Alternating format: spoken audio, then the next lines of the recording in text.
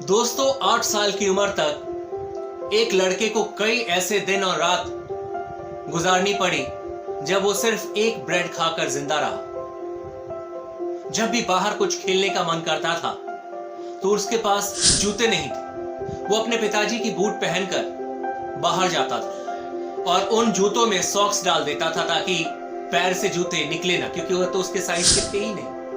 इतनी गरीबी थी एक लड़के की जिंदगी में। एक ब्रेड खाकर कई रातें उसने गुजारी। वो बताता है कि उसकी मम्मी जब खाना देने के लिए आती थी तो उसके सामने में रोती थी और कहती थी कि आज मैं फिर असफल हो गई, मैं आप लोगों के लिए खाना लेकर नहीं आ सकी।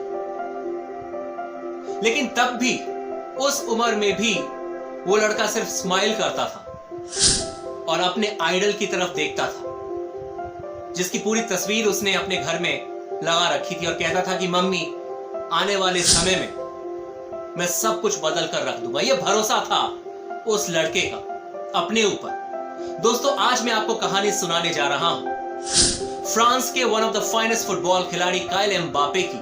और यकीनन आपने उनका नाम भी सुना होगा क्योंकि 2018 में जब फ्रांस की टीम फीफा वर्ल्ड कप जीतने में कामयाब हुई थी तो फाइनल मैच में क्रोएशिया के अगेंस्ट उन्होंने गोल भी किया था।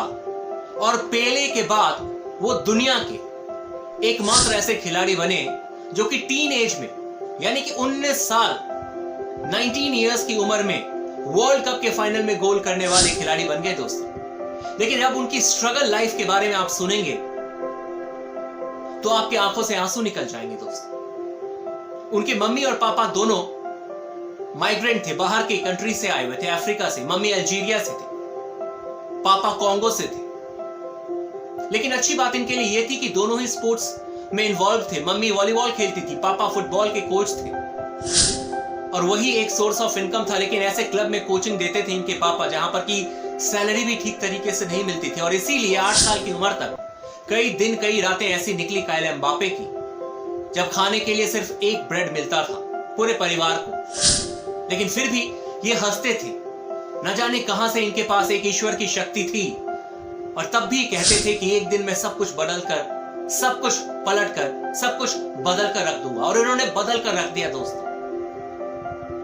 जब ये अपने पापा के साथ 11 किलोमीटर पैदल चलते हुए क्लब पहुंचते थे फुटबॉल खेलने के लिए 6 साल की उम्र में, तब इतनी ज्यादा मेहनत करते थे कि वहां पर जितने भी कोचेस होते थे वो कहते थे कि ये लड़का जरूर कुछ करके मानेगा, क्योंकि उनके दिमाग में एक ही बात छपी हुई थी कि मुझे अपने आइडल क्रिस्टियानो रोनाल्डो की तरह बनना है। 6 साल की उम्र में उन्होंने डिसाइड कर लिया था कि मुझे क्रिस्टियानो रोनाल्डो की तरह बनना है। और उन्होंने अपनी मम्मी से वादा किया कि देखना मां, मैं एक दिन क्रिस्टियानो रोनाल्डो से मिलूंगा। लगातार मेहनत करते गए, चाहे कुछ मिले ना मिले, फ्री में मैचेस खेलना,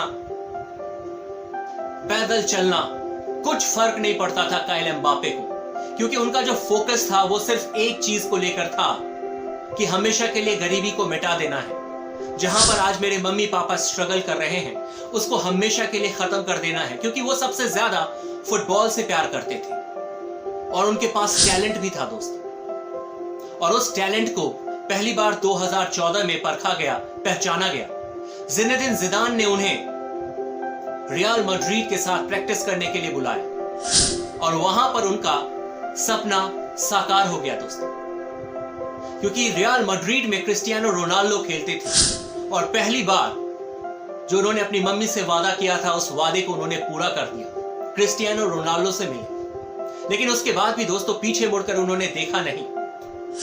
कई बच्चे होते उनको लगता कि मेरा सपना पूरा हो गया। लेकिन दोस्तों उसके बाद मोनाको एक क्लब है, उनके लिए इन्होंने फुटबॉल खेलना शुरू किया। वहां से ट्रांसफर लेकर ये पेरिस के सबसे बड़े football club Paris Saint Germain चले गए। और आज इनकी सैलरी 200 करोड़ रुपए है सालाना और दुनिया के सबसे महंगे फुटबॉल खिलाड़ी माने जाते हैं। लेकिन आप इमेजिन नहीं करेंगे कि आज भी इनके पास गाड़ी नहीं है, कार नहीं है। और जब इनसे पूछा जाता है कि आप इतने पैसे कमाते हैं, क्यों नहीं आप गाड़ी फरारी खरीदते हैं, तो ये कहते हैं कि फुटबॉल और फरारी में कोई मैच नहीं है। अगर मैं पैदल भी चलूं तो मैं फुटबॉल का उतना ही बड़ा खिलाड़ी बनूंगा।